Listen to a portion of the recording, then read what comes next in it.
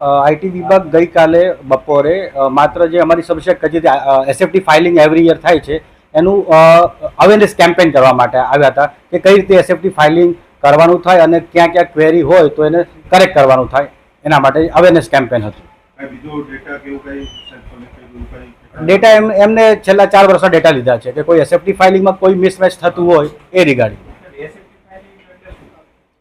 Statement of financial transaction.